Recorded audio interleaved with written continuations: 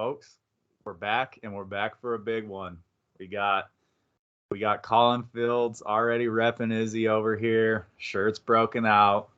Huge weekend coming up for us. UFC 287, obviously headlined by a major matchup, the first time rematching within MMA, Israel Adesanya and Alex Pereira.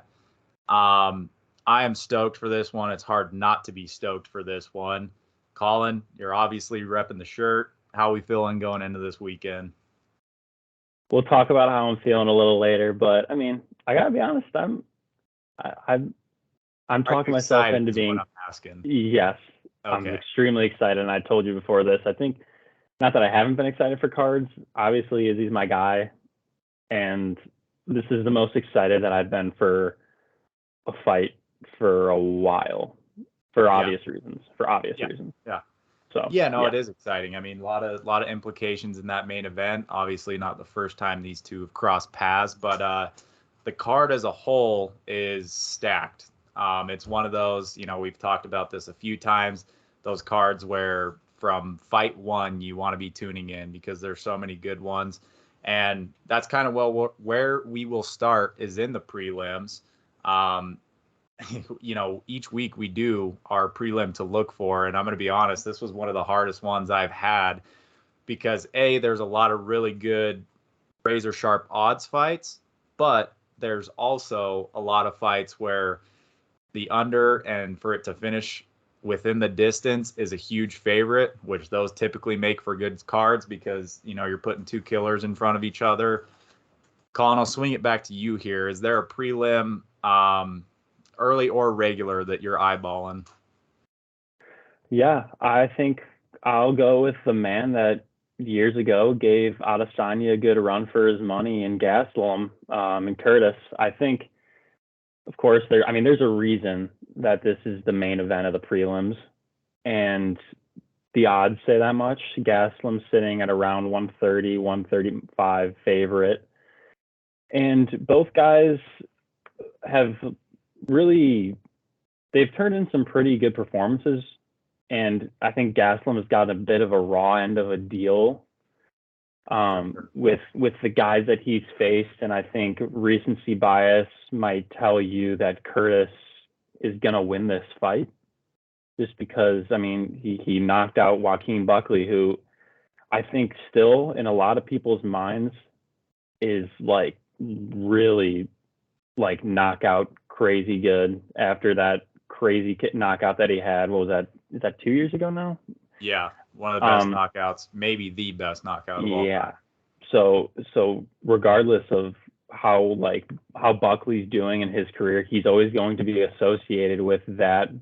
But it needs to be known that Joaquin before that lost to Imavov, and who's no slouch, don't get me wrong, and then he lost to Curtis. So he's not on the streak that he was once he started to face higher ranked fighters. Meanwhile, Gastelum has been around for a while. He has faced the cream of the crop, and regardless of the win-loss record, he has held his own. And he is going. I love his gas tank. He will mix it up. He's listed as a striker, but he'll mix it up on the ground with you. He'll wrestle you. And I think it's going to serve him well in this fight. I really love the odds at minus 130. Both these guys are not necessarily huge finishers, I would say, but I think Curtis maybe honestly more so than Gastelum. Again, he might be benefiting though from facing lesser fighters. Curtis definitely has 17 knockouts, so don't get me wrong, he can finish a guy, but Gastelum has proven to be a tough dude to put away. So I think that'll serve Gastelum well, especially experience in 5-round fights. His last 2 fights were 5-round fights. Going to a 3-round fight, he'll be able to gas it out. I really like Gastelum in this fight. I think the experience will serve him well. He's still got a lot in the tank, and I don't hate a sprinkle if you don't want to swallow what it's only, it's almost even odds, so there's no reason not to. But I do think that there's a good play also on Gastelum by decision or Gastelum in over 2 rounds. Yeah, and I agree with that solely because, Gastelum's proven that honestly, you can't put him away unless you submit him. He's never been knocked out.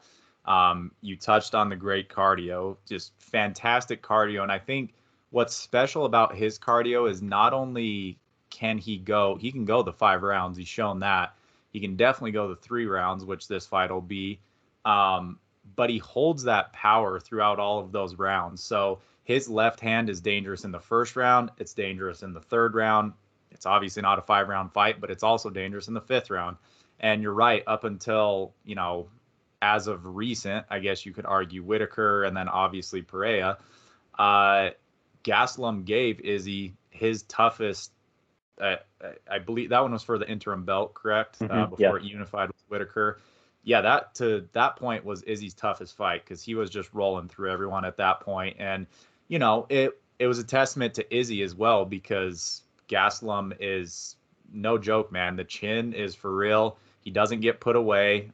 You have to fight him smart, but you also have to be aggressive because he's going to be in your face the whole time. So you can't just lay off the gas and expect to be taking some breaths. The expectation is that you're going to sit there with him and trade, or like you said, he'll mix it up and go to the ground. And yeah, I like that pick. Curtis, the 17 knockouts is definitely impressive. However, when you mix in Gastelum's ability to not get knocked out, and then on top of the fact that just looking at the opponents they've faced recently, a lot of the guys that Gastelum has faced, I think, have better power than Curtis. Again, it's a fight. We've talked about this. Anything can happen. There's always room for a first. But you look at Gastelum. He has the loss to Till. First fight, Till moves up to 85. Till looked really good that fight. That's kind of before he went on the lull there, but looked outstanding that fight, lost that one. And then he has the weird, I believe it was a heel hook with Hermanson. And, that's just one of those where the leg locks are, you get caught in them, They're frustrating because the fight ends and you feel like you haven't taken any damage. That one was early in the first round, I believe. But yeah, and then Whitaker and Cannonier, and then the win over Heinisch. So he's faced death row of that division the last 5 fights, and I do think experience speaks. So I like your pick a lot there with Gastelum taking it and the over 2 rounds, 2.5. I'm guessing that's what the line's going to be. Not to mention too, he's taken a year and a half off, roughly, almost actually. Sorry, it's closer to 2 years. I think like a year and almost.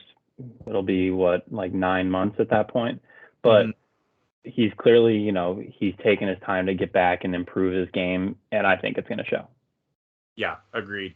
That was at the top of my list for prelims to look for, but another one that I'm very interested in, and this is solely because every time this guy fights, it's one of the hardest fights to bet because he's such a wild card. And the guy I'm talking about here is Gerald Meerschaert. Great submission artist. He's going up against a very game Joe Pyfer, who comes in at about minus 200, depending on the book you're on. Pyfer's a put-away artist. But as we've seen in the last couple of years, Meerschaert always comes out of nowhere with, he'll come into these fights longer than plus 300 odds and pull off a submission. And that's just, he kind of gets a bad rep because he wore that brutal knockout to Chimaev early in his career. But look who we're talking about on the other end. I mean, it's Chimaev. So the guy's a killer. I'm really looking forward to this solely because styles make fights. You're talking about a guy in Meerschaert who has 27 submissions, which is just insane. Granted, he's been in 50 fights, but that is still crazy. And then a guy in Pyfer who only has 12 professional fights, but he's finished 7 of those by knockouts. He's only been submitted once, so this is going to be a good testament to if his ground game is where it should be. And I think that if he can keep the fight where he wants to keep it, the odds are probably right, and it should play in his favor. But old Gerald, he's always sneaky, man. And he's one that I've almost blacklisted betting on his fights because you can just not predict which guy's going to show up that day. But I think that's going to be a fun fight just because of the clash of styles there. I don't know if you've gotten a chance to take a look at that one, but that is my prelim to look for.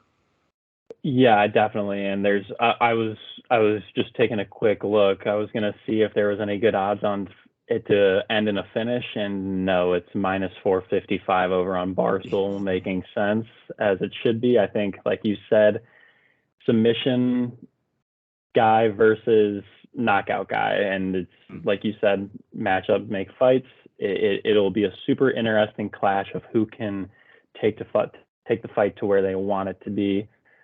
I think that Mearshart also recently, it's weird because like he's fought a lot since the Chimaev fight, but I have recently still associated him with that Chimaev fight because that was during the rise of Chimaev coming out during COVID. Like it was like, who is this guy? Like he is demolishing everybody in a name. And Mearshart, who like respected name, nothing. Yeah, I it mean, was a step up, right? yeah, I For mean, Chimaev. right. And so everyone thought, don't get me wrong, I think Chimaev was a very sizable favorite in the fight, Yep. but my God, like that was during a stretch of like, I think Chimaev had 3 fights where like he had one significant strike landed against him and like a billion landed on the other guy. So Yeah. not really fair to associate him with that. And I think if you take that fight out of it, like he has been very good. He lost to a pretty solid guy in Jotko. And other than that, he's beat no one crazy, but still like he's going out there and he's getting wins and he's also busy. And he hasn't fought since August 2022, so it's interesting to see because he went on from April 17th, 2021 to August 2022. He fought 5 times and went 4-1. That's a pretty busy streak in that stretch. Right. And at then he least took 2 of those he was the dog in, I remember. Could have been yes, more. yes, and he's now taken a sizable amount of time off. I would like to think again, similar to Gaslam, is that probably is going to play into his favor. Does he win? I think if you're getting him at a decent price point like he is right now, I don't see why you might not want to sprinkle that a little bit. So yeah, I'm with you. I think he's got a real good shot here. Yeah. And one more thing to add, if you are going to play on that fight, at least for me, and I haven't looked at the odds on this, but it seems way too sensible that if you do feel he's the guy to take him by submission. Yeah. He's a master on the ground. It's just a matter of can he get it there. And if he does get it there, being able to control the fight, because we've also seen, in older days, Gerald get into trouble trying to work on the ground and then gets himself at a bad spot and starts getting beat in a little bit. So you're right. He's taken time off. He's clearly learned from some mistakes because you could kind of put him in the class of, a bit of a journeyman fighter beforehand because it was, win 1, lose 1, win 2, lose 1 type of guy. And now, like you said, he's on a 4-1 roll. So he's looking good lately. I think for both of them, it'll be a good test of competition. He's Go plus ahead. 300. He's plus 300 by submission too. Like I don't like that's a crazy step up from plus 170. Like if you're For sure. scared of taking something on this fight and you want to lay something light, that I agree with you. That's definitely the play. Yeah, exactly. Well, and then, I mean, you also just look at the fact that in his last, let's see here, in his last 8 fights, only 1 has actually went to a decision. So Mm-hmm.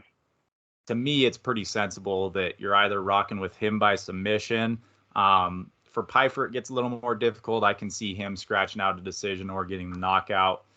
But I do like Gerald, and I do like him by submission. It'll be a good underdog play if you're looking for one. And then, Colin, I'll let you get to the card has gotten shaken up a little bit. Couple changes here and there. You want to touch on that quick? Yes. So Jingling versus Chiesa called off. Unfortunately, that was definitely a fight to look for. And it was a spinal injury, I believe, for Jingling. Unfortunate.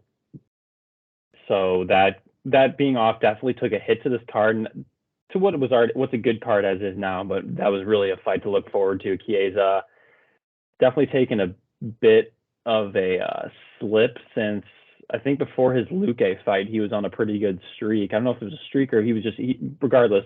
Him and Luque were both kind of on an ascent. Yeah.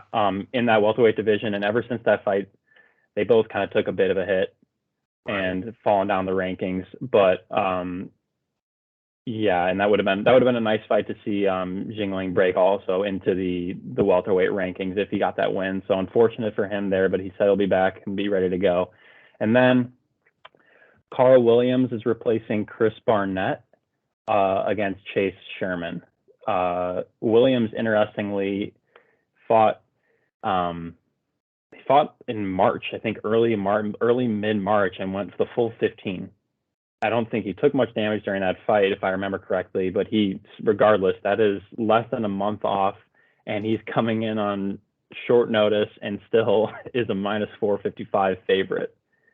So if that tells anything about him, you would like to think it's probably gonna be quick work at the office for him, regardless of being a quick turnaround. Yeah. I mean, look, for him, this is kind of his moment to put himself in the conversation, not for a title, but just to be in with those contenders, because this is the route a lot of guys take. You're talking about a Carl Williams who has been phenomenal, but maybe doesn't have the biggest name yet. And one route that fighters have found, especially, to be a company pleaser, keep Dana, Hunter, and the boys happy, is step in on short notice and take a fight. Save a card because, they respect that. And if he goes out there and gets the job done, which the odds say he will, I think he puts himself in some conversations to have some bigger fights there. So I get why he's doing it. And, he's, again, coming in as a pretty heavy favorite. So it's a good move on his part, really. One more quick one. I just got to throw this one in there. This one's on the early prelims.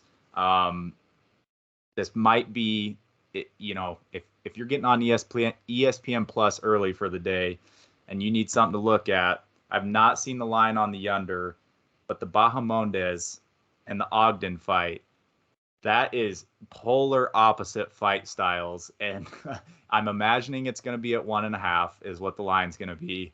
And that thing can be minus 400. And I think I'm taking it because you got Bahamondes, who is a knockout artist. He's a savage in there, and he's coming straight at you. And then Trey Ogden, who is the polar opposite, a submission artist, but he's constantly looking for the submission. Just looking at the two guys, you got Bahamondes, who has 9 of his 13 wins by knockout. He's been subbed twice in those fights. And then you go over to Ogden, who has actually never been knocked out, but he has the 11 submissions in his 16 wins. So I think that fight's going to be fireworks. And like I told you, whatever that under is, I'm loving that already. Well, you're going to like the odds. The under 2.5 and minus 124 on Barstool. To go the distance, no, minus 136. That's perfect. I just put the mortgage on it. Yeah, there you go. There you go. But no, some great fights on the prelims. Like I said early in the show, it was hard for both of us to narrow it down to just one. But definitely look for those fights there. And fittingly, wanted to save a lot of time to get into this main card because regardless of how good those prelims are, this main card is loaded. It's loaded. And you're starting off with the first fight of the main card, youngest fighter in UFC history, Raul Rosas Jr., coming in at minus 250. And also just impressive that he is already in the main card, coming off of only one official UFC fight. He had the Contender Series win as well. So 2 fights under the company, but the youth is paying dividends for him, because getting yourself on the main card and only your 3rd fight of a card that is of this magnitude is super impressive. And to come in as well at minus 250, I'm sure the UFC, they're not throwing him in the fire yet. He's got a very game opponent in Christian Rodriguez, 8-1. He's been solid, but I still think they want this guy's trajectory to go up. So it's a good fight. I do still like Raul in this one. I don't know what you're taking on this. Rodriguez's game, though, you can't, especially with these up-and-comers, when they run into these types of fights where it's their first buzzsaw they might face, you always have to question it a little bit. This was kind of granted the fight ended due to an injury, but your Chito Vera Sean O'Malley moment where O'Malley is undefeated. He's knocking everyone out, comes in against Cheeto at over a minus 300 favorite. And, although it ended in an injury, it was a very close fight, and Cheeto was definitely landing some big shots. So it's kind of that wake up and, all right, this is the game I'm in now. So, there's a chance that you could see that with Rosas here, just a bit of a humbling moment, and his name's getting him some good odds. I don't know what you like on the fight. I see this much more as a pick'em type fight than it is, but that's just my perspective. Yeah, I think, one, like you said, how young he is. He's not only young, he's young. Like, he is 18. The dude is 18, and he's on, like you said, a main card main event night. That is insane. I think he's still in high school, right? He would have to be. He was still in high school when he started in the UFC as a 17-year-old. And yeah, so he would have to be. Yeah, so he's got to be. He's graduating as a senior this year. Like that. Can you imagine? Can you imagine? Like he won his last fight. He goes and wins, and then he goes to school Monday, I guess it would be.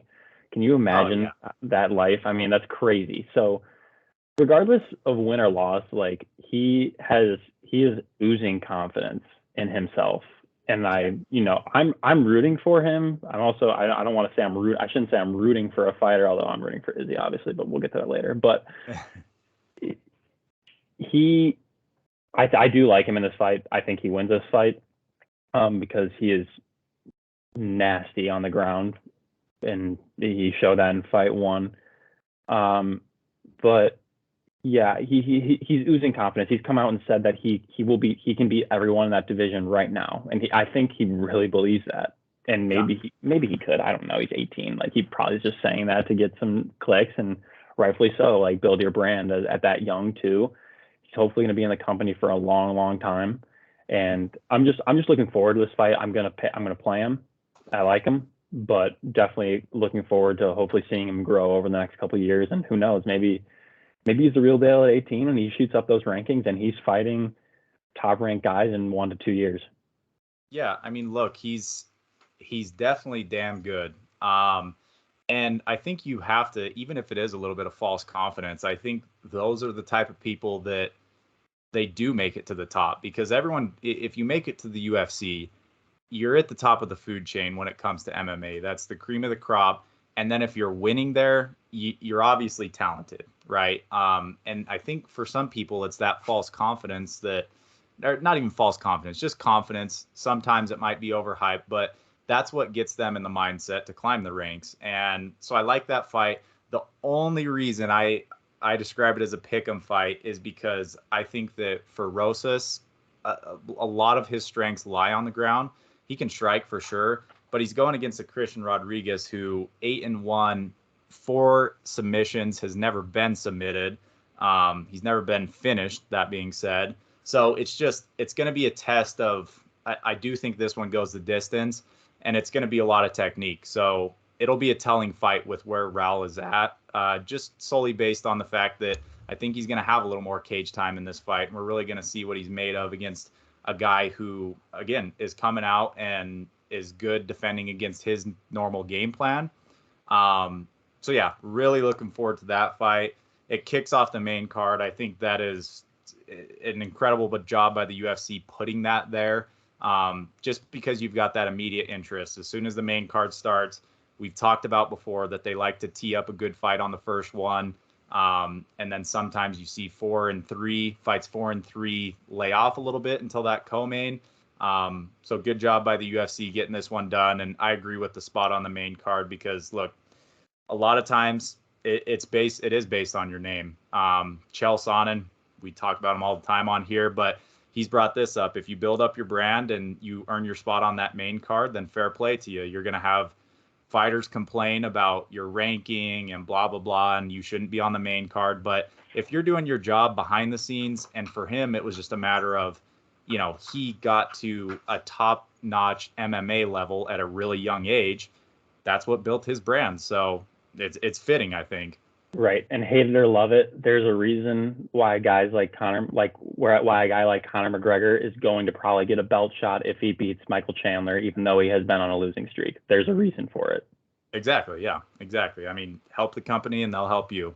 Yep. And then you go to the fourth fight, which this one did where this is cleared, right? There were some rumors that there was going to be a mix up in who's fighting in this one, but it is officially Kevin Holland versus Santiago Ponzinibbio, right? Yes. Okay. This fight I am stoked for. And I'm stoked for it because Kevin Holland, he's an assassin, he's a company man as well. Went in on short notice against Chimaev when that was nowhere near the fight he was supposed to have on that Chimaev Diaz card that kind of fell apart and got re-put together. And then you got a guy in Santiago who, he went on his tear early in his career, and now he's kind of come back, and he maybe doesn't hold the same power he had early in his career, but the technique is still flawless. And so just to see these two strike back and forth, and Kevin Holland's he's been eaten alive about his wrestling. He's been working on it like crazy. So I think this is a great fight for him. And I'm not going to start any conspiracies, but I do think that the UFC wanted to tee him up with a striker for taking that Chimaev fight. And rightfully so. Like, let the guy have a good fight that plays to his style. He helped you out big time. And I'm stoked for this fight. This fight could be a co-main event on so many cards, and that just speaks to what this card is. Yeah, and it's tough. I really want to say I like Ponzinibbio on this fight too, and there's reasons behind that. I don't know how much I want to buy into it, but I did see Kevin Holland put out on Instagram that he DM'd Ponzinibbio and was asking him, let's just not cut weight. Let's just fight at whatever we weigh in at. I'm probably going to weigh in about 180. There's too much good food down in Miami. I want to eat it. Let's not cut weight and let's have a good fight. Enjoy ourselves. Classic big mouth. He DMs his opponent that. Like, I don't know. I think it's probably mind games. Yeah. I would assume so. So I'm sure he's going to be fine making weight. I hope. And two, I think the reason you probably have to take Holland in this, not have to take Holland, but why you would take Holland in this fight is all respect to him, but he should have beat Wonder Boy. He lost him in a round. He lost him in a knockout, and he got butchered in that fight. He had no reason to be. If he wanted to prove that he could beat, I think he really wanted to prove that he could beat Wonder Boy on the feet. And he held his own for a while, and then, he got pieced up and eventually lost that fight. But there were so many opportunities where he could have kept Thompson on the ground because he had been working on that wrestling, and Thompson's not a wrestler, obviously. We know him to be a precise, good striker.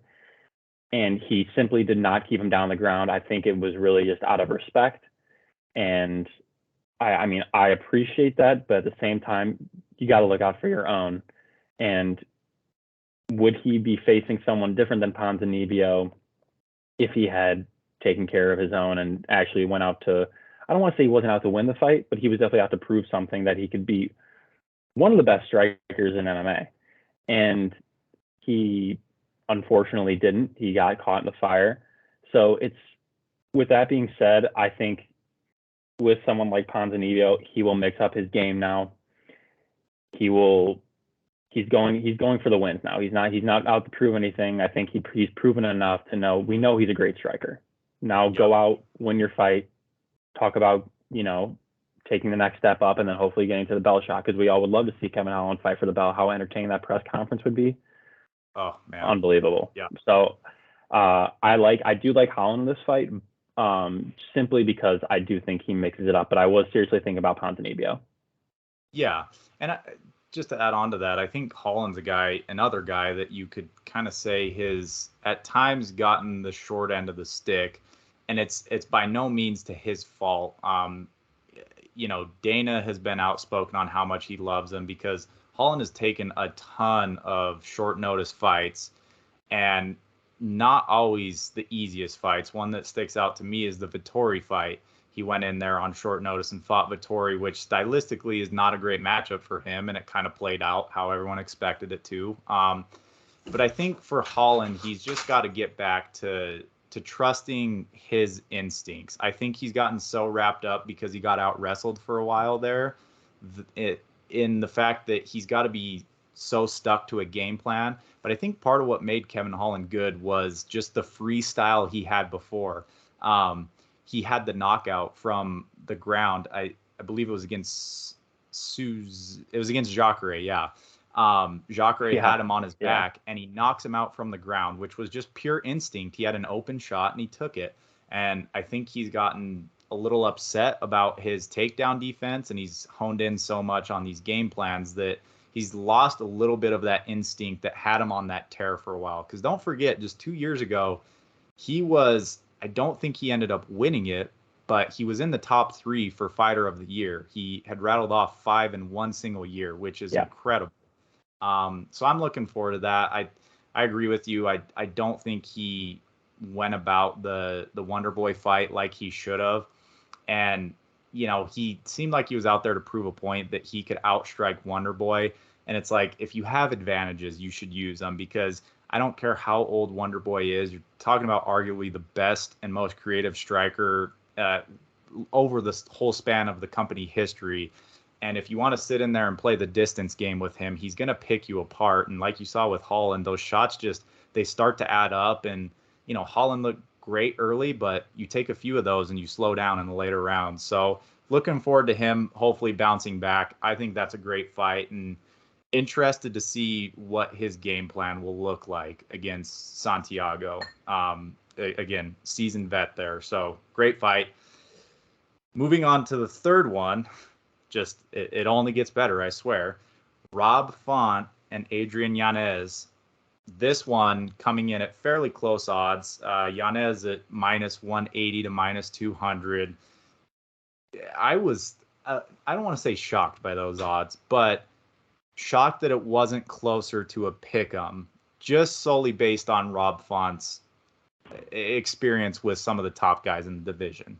I'll let you kick this one off. What do you got on this fight? And I'm guessing you've got to be excited because, again, 2 bangers going at it here. Yeah, I'm excited, but I also hate it because I don't have a genuine pick on this fight. I think if you're getting that good of a price point on Font, you probably got to go Font. And I hate just saying that for the sake of betting and lack of analysis on the reason to take it. But like, Font has fought good ass dudes. Cheeto and Aldo were the last 2 guys. Yes, Aldo past his prime for sure, but still was looking great though. Yeah, proved to be a very good opponent even towards the end of his career. So I think with all of that, I'm going to go with Font. And don't get me wrong, 4 out of Yanez's last 5 have been KOs, but he hasn't fought the guys that Font has. And maybe that school of thought is wrong in the essence of that, in the idea that because you fought the great guys in your division, you should be favored. But I think in a fight like this, where Font, against Cheeto, I think he got beaten up by Cheeto. Like he definitely got, his face looked ugly after that fight, but he put out 500 plus significant strikes in that fight. Like he was not backing down. Cheeto's damage is what won him that fight. He didn't outstrike him. But the knockdowns and the overall damage was just too much. Yes, and that's the thing that I don't know if Yanez will be able to do that to him. He certainly could, but I don't know. He's not on Cheeto's level yet. And I think hopefully the experience from Font with that Cheeto fight, of the fact that, look, you can tell yourself, look, if I don't have to throw 500 plus significant strikes to go win a fight. I can work a little more defensively and say back off to 350 range. It was also a 5-round fight, so numbers vary there, right? But if we're talking in terms of a 5-round fight, that would be like maybe 350 range, and then for a 3-rounder, whatever, 200, something like that. if you still throw that, you are being extremely busy, and you can still sacrifice a little bit of that for defense. And I hope that he takes that into account, and I think he will. And for that reason, I'll take that plus 165 price point and play it. I'm under the exact same mindset as you here. It's solely based on the price point you're getting, and any other time. Here's the thing: I just don't know how good Yanez is yet. I know he's very, very good. Don't get me wrong. I'm just saying, is he top tier yet? We haven't seen that, and I think that's the big question mark in this. But to your point, traditionally, this would be if I saw, you just put two fighters with these resumes next to each other, I would think it would be Font that would be the favorite, because even if you look at, first of all, Font was on a 4-fight win streak against some very good guys, Marias being one of them. He beat former champion Cody Garbrandt. And then he's had the 2 losses to Chito Vera. I already touched on that he outstruck Chito. He just took too much damage, too many big shots. And then you look at his last fight, which was, 2 fights ago against Aldo, one of the most elusive and hard to hit guys of all time. You look back to that Jose Aldo and Piotr Jan fight. It took Jan a while to find the mark, and you're talking about a world-class boxer who developed at the time. He was on a tear in MMA. And so I look at those. I look at some of the shots he landed on Chito, which everyone knows Chito's chin is. It's kind of that Nate Diaz effect. It's like no matter what you hit that guy with, he just doesn't budge. But I actually went back and watched that fight the other night, and there were at least 10 shots in that fight. I was like, that would have put a lot of guys away there. And you could even argue more than that. So it's just a matter of Yanez doesn't quite have the experience yet. So when he gets in there against a guy like Font's going to have the range down. Font's going to have the setups down. All the tricky little things he's learned over the years against these great guys. And so to me, it comes down to fight IQ. And it has Yanez got the fight IQ of a top 5 guy? That's what we're going to find out. I don't know if that's the case yet, so that's why I'm with you. I'm sticking with Font. But a super good fight. And just, again, this main card had to have been a nightmare for odds makers, because there's so many different ways you can look at these fights. And now we get to the co-main event. I'm going to be honest with you. I am beyond pumped for that main event. I'm a big fan of both guys in the main event. I know, obviously, Izzy's your dude. But I think of the main card, this is the fight I'm most looking forward to. And I am very stunned by these odds. Like, shocked, to be honest with you. I know Masvidal isn't on the best run, but just stylistically how they match up and the guys that Masvidal has beat, it is crazy to me that he is coming in at plus 350. I don't know what your thoughts are on that. I'll get into my pick later, but plus 350 for a guy who just, he had 2 fights with former champ Kamaru Usman, not but within the last 3 years. So it's bizarre to me. Not only 2 fights with Kamaru Usman, but then he goes right into a fight with Colby Covington. 2 terrible stylistic matchups for Jorge. Horrible, yeah.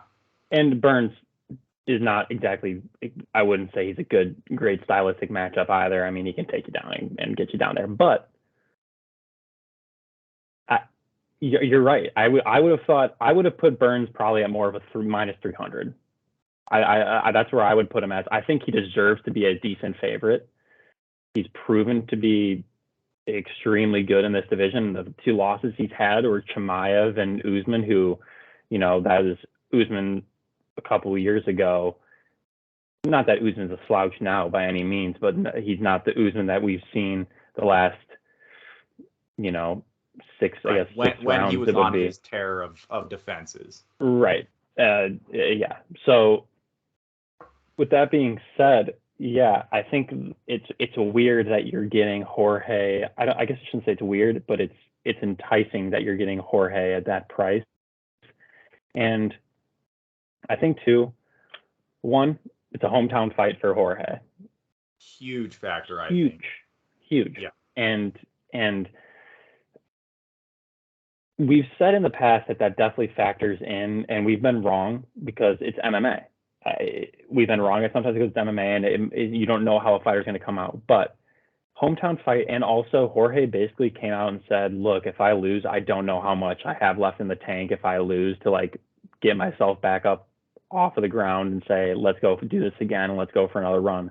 This could be Jorge's last fight if he doesn't win, and I don't think he wants it to be his last fight. Of course he doesn't. He's going out there and he's possibly, he's putting his body on the line. He's not going to go out there to get his butt beat.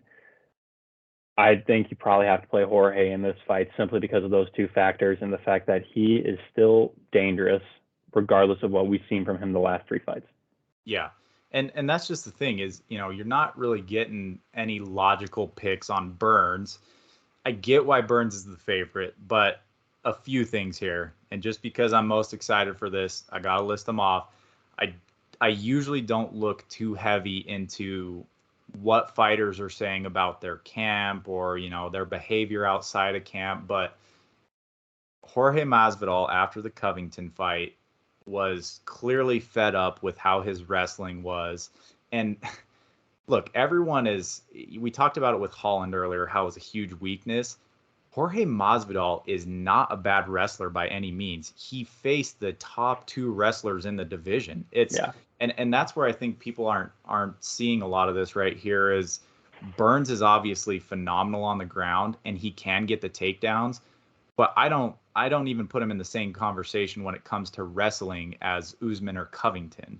And then to build off of that point, you look at Jorge Masvidal, who has just years upon years of experience against the best guys, dating all the way back to the Strikeforce days. And he has faced guys like Damian Maia, who, Brazilian Jiu-Jitsu world champion for the longest time, was known as the best grappler in the UFC in terms of submissions and Jiu-Jitsu. And after that fight, Maia came out and said Jorge Masvidal was the hardest jiu-jitsu matchup within an MMA fight that he has had because of how scrappy he is. And he's a veteran of the game. So you saw Covington in that fight try to get a few chokes and it almost looked useless, weirdly enough. Like Covington was dominating so much on the ground, but anytime he would try to get a choke in or anything, it was a complete wash. Like Jorge defended it easy. So I think you have to look at that. Obviously, Durinho himself is phenomenal on the ground, and I'm not saying he can't submit him. Of course he can, but Jorge has great wrestling. He's been working on it because he wants to be a world champ. So he knows if he's going to do that, he's in a wrestler-heavy division, and he has to be top of the food chain at wrestling, which he's not there yet, but he's still good. And then when you get to the striking department, he is as sneaky as they come. When it comes to setups and just, seeing what guys do and being able to counter off that, whether it's more of an aggressive counter that he draws something out of them or he sits back and waits for his shot, his fight IQ is through the roof. And like you said, the fact that he's saying, if I don't win here, I don't know what there is left. And to hear how committed he's been to this camp and how I listened to him on Rogan's podcast the other day, and he seems so hungry to get back to that belt and so hungry to, he said over and over again, that Covington fight will happen again. That's not the last chapter of that. He's called Usman out multiple times saying he's getting that one back. So it just doesn't seem like, one that sticks out to me. Joanna, who retired after her fight with Wei Li, leading up to that, she made a few remarks, but you could kind of tell like she wasn't really seeing too far in the future, which obviously you don't ever want to do that, look too far in the future. But naturally, you're going to talk about, the championship and where you're at in the rankings. And you could kind of tell this might be it for her. For Jorge, I don't get that vibe at all. So when he came out and said that, I was like, he really is just laying it all on the line and basically putting all the chips on himself to win this fight. And I mean, just that level of self-confidence on top of the fact that I think he's being very underestimated in terms of his wrestling and grappling. I love the play. I love the play. I'm also going to be taking Masvidal. I see why Gilbert's the favorite and a huge Gilbert fan as well, but I don't know, man. It's just all the chips are all the ducks are lining up for Jorge to win this fight in Miami. He's never had a big fight in Miami. He's been wanting this forever. And a guy that's going to be game. And, Gilbert's, he'll go out there and bang as well. He'll get in a firefight with you. And he's not just going to immediately go to what's going to win this fight the quickest. He'll stand and trade. So I don't know. I'm stoked for that fight. I am taking Masvidal. I think Gamebred comes back, and I'm excited to see, what this time off has paid for him. Colin, we're at the very end here. I know I just went on my rant about Mr. Masvidal, but if you want, I'll happily start this conversation because I know you're going to cap it off probably much better than I am. So I'll go ahead and take it away here. The main event, defending champ now, Alex Pereira versus Israel Adesanya. Look, this is the second fight in MMA. They had their kickboxing past. It is what it is, but it's a different game. And you even saw it in the last fight. There was a little bit of grappling involved, which not a lot of people thought would happen. And it just makes you think, right? It makes you think what could happen. Is he still coming in at the favorite at minus 135 here? I'm going to stay impartial on this because I truly am. I was open about it. Last fight, I was huge on Alex. This fight, I am legitimately split down the middle on who I think can win this. However, before I send it over to you, absolutely love inside the distance. I even like under 3.5. I think that these guys are coming out slinging. It might not happen in the first round, but by round 2, this is going to be a firefight, I think. And so I love the under. That is my definite main card play. Again, impartial on who wins. I'm going to send it over to you. What's the analysis on this fight? I know you love Izzy. Give me a little bit for both, though. I mean, you got to see some strengths in both guys. Obviously, the first fight was close. So how do you see this one playing out? Do you think Izzy's breaking out anything special for this one? I'll start with Pereira and Okay. the fact that Glover being in his corner and training him is a big time, advantage for Pereira. Huge. He no doubt has been working on his takedown defense, his wrestling, whatever you want to call it. I don't know if he necessarily needs to worry about the takedown defense, but he's been working on ground game nonetheless in some capacity. And he has one of the best to ever do it, helping him. His power is undeniable. It is scary, legitimately scary. He on the shot that he got Adesanya with that started the beginning of the end, he clipped Izzy's, like, I think it was like his pec or his collarbone or something, and but he caught him clean here. I'm grateful that he didn't catch him, because if he caught that clean, Izzy's lights are probably out, and we're talking about a different fight right now, because this fight probably still happens, but it's probably very similar to the idea of what was going on with Leon versus Usman. Mm-hmm. In the fact that it's really hard to envision that Usman came back the guy that he was in that second fight. Don't think that was the same guy. Yeah. This is different. I actually truly believe, on over to Izzy, that I believe that first fight got stopped early. I believe that. He lost. Don't get me wrong. That's a loss. I'm not saying he didn't lose. I believe, though, that you could have left him on his feet. He was still moving his head, and he was conscious. He was there, and he immediately reacted, as most fighters do. Most fighters don't like getting stopped, obviously. Anyways, we're talking about legacy here, ladies and gentlemen. We're talking about legacy. That's the word.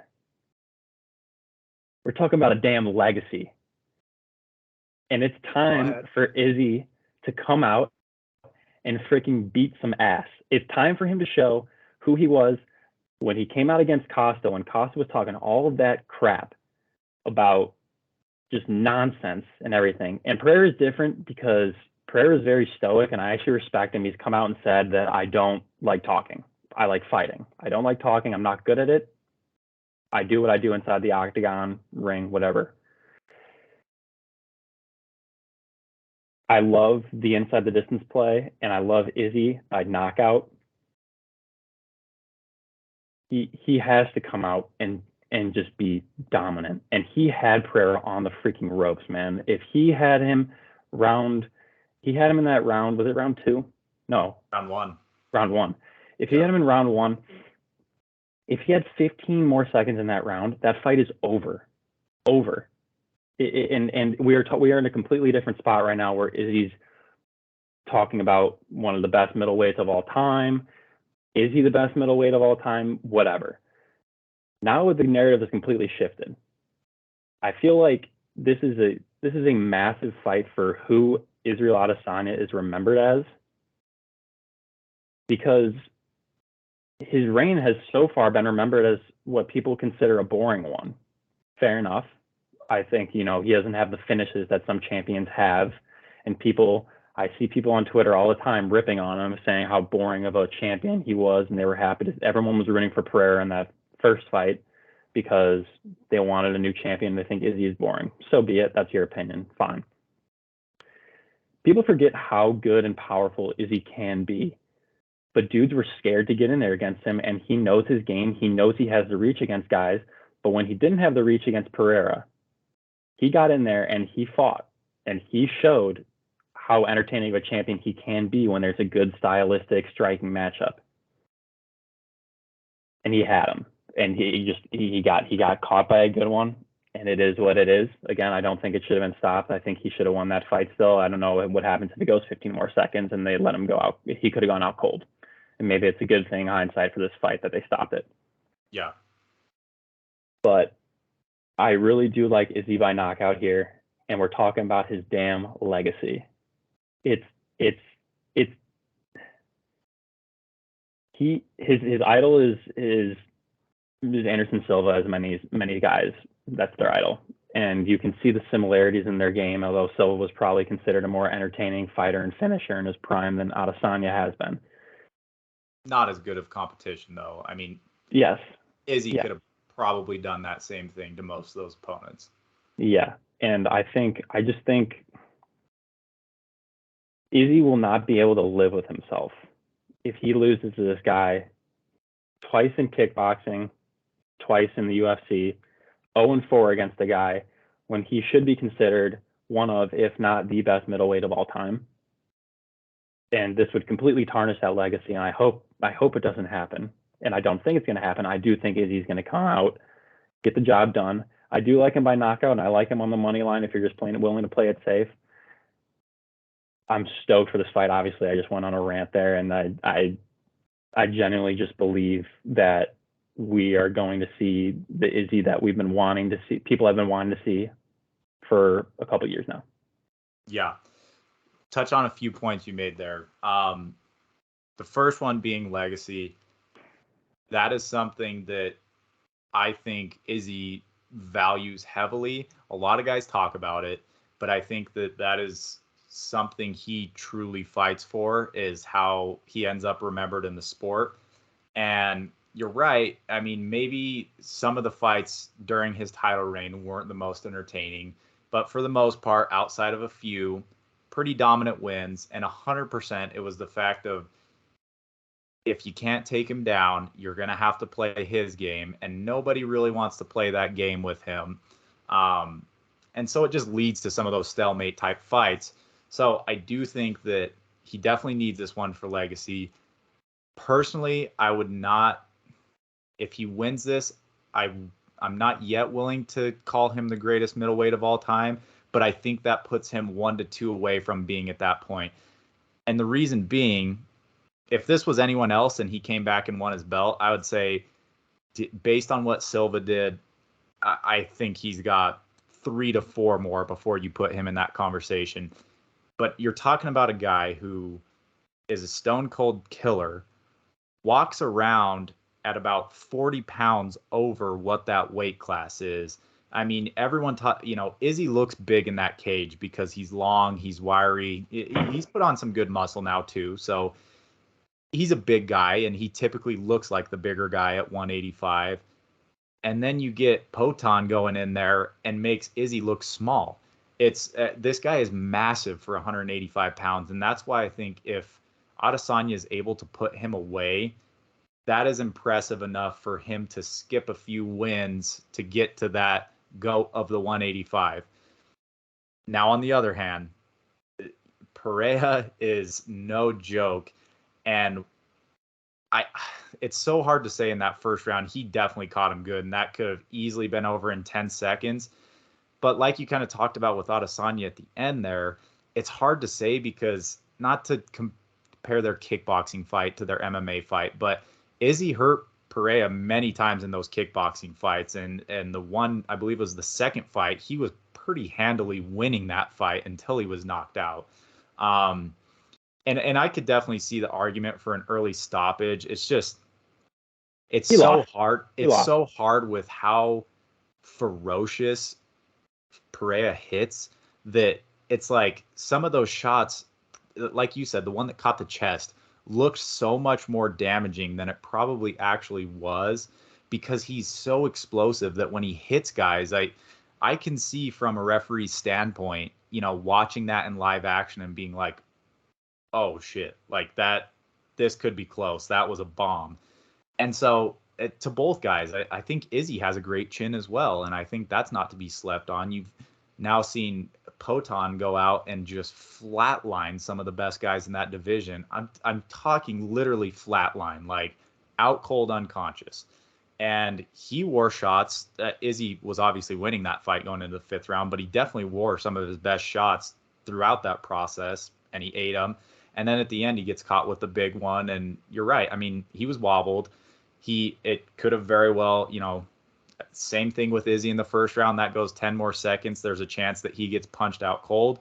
Same with Pereira in the first round, 10 more seconds. He might get punched out cold. It's hard to say the hypotheticals, but point being, both of these guys, I think, are way tougher than they get credit for, just because everyone is so focused on the technique and how great they are at striking.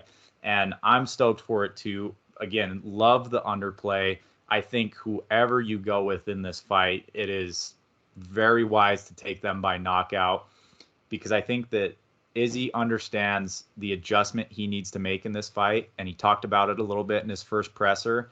And that is that he just needs to push the pace a little more. And, obviously couldn't do much about it in that first round because the round had ended. But even going into the second and third round, it's like, maybe you don't play your game with this guy. Maybe you come out of your element a little bit and push him on his heels. Because, being the two guys they are, they understand the game plans. And if you throw one of their game plans off, that might be the question mark that maybe creates an opening for Izzy to get in there and land the big shot. So I think that he's going to come out, like you said, way more on fire in this fight, and he's probably going to do it early. And I think that just lines up for one of two guys putting a definitive stamp. Hard to say on the rivalry because Pereira's gotten the best of him a couple times, but if Izzy does it in the fashion that he wants to do it, who knows if they run it back again, Pereira's talked about going up to 205. I think, honestly, win or lose, that's probably what he's going to do. But I don't know. I'm stoked for this one, man. Again, as the co-host and a huge Izzy fan, you've pulled me that direction a little bit.